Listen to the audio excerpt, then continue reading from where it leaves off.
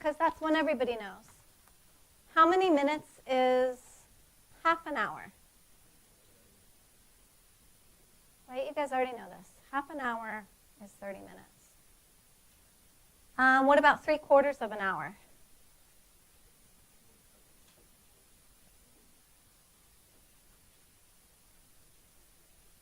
Okay, and so 1 hour is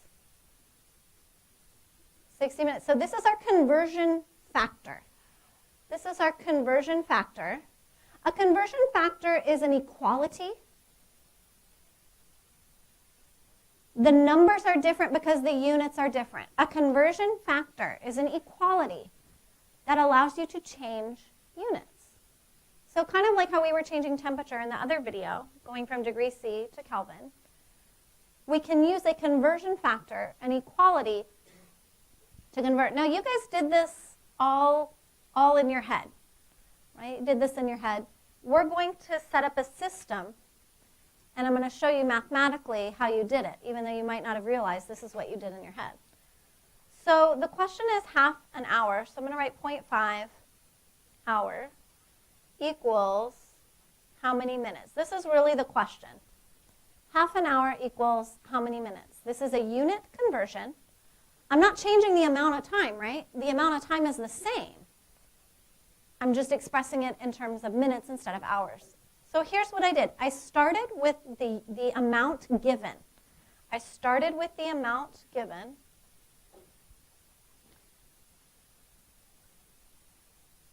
I don't start with the conversion factor because we have some rules, and that screws it up. I like to put it over 1, but you don't have to. It's kind of redundant. It'll come into play a little bit later when that's useful. My next step is I multiply by a conversion factor. That's a T. Multiply by the conversion factor as a fraction.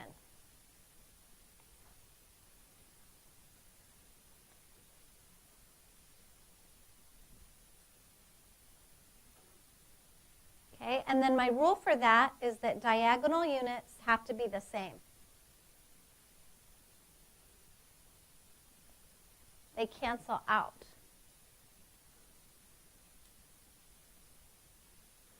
Let's press pause on that because I know you already know this because you do it with numbers.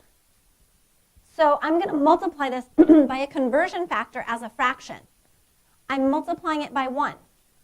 Because if I have 5 over 5, that's just 1, right? If I multiply a number by 5 over 5, it's going to look different, but it's still the same value. Units are treated just like numbers. If I have a meter times a meter, well, let's look if I have 5 times 5. I would say that's 5 squared. A meter times a meter is what? Meter squared. Okay, so what if I'm dividing? What if I have a meter on top and then meter on the bottom or diagonal? They cancel to 1. Meter divided by meter, you would have 1. Just like 5 divided by 5, they cancel out. That equals 1. So we are treating units just like numbers. So nothing new here. This is something you already know, just kind of a twist on it. So I'm going to start with what was given in the problem. I like to put it over 1 just because I like to make it really clear what's the numerator and what's the denominator. I need to have hours down here. I have a conversion factor straight from hours to minutes, so I can do just a 1 step. 1 hour, 60 minutes. Right? And then the hours cancel. The unit of your answer is whatever doesn't get canceled out. That's it. So 1/2 times 60 is 30, and my unit is minutes. So basically you have 2 parts to, we call this dimensional analysis or unit conversion problem. You have 2 parts. You have a number part and you have a unit part. The rules are the same. You're doing those functions separately, but all of the rules are the same. Something divided by itself is 1. Something times itself is that unit or number squared.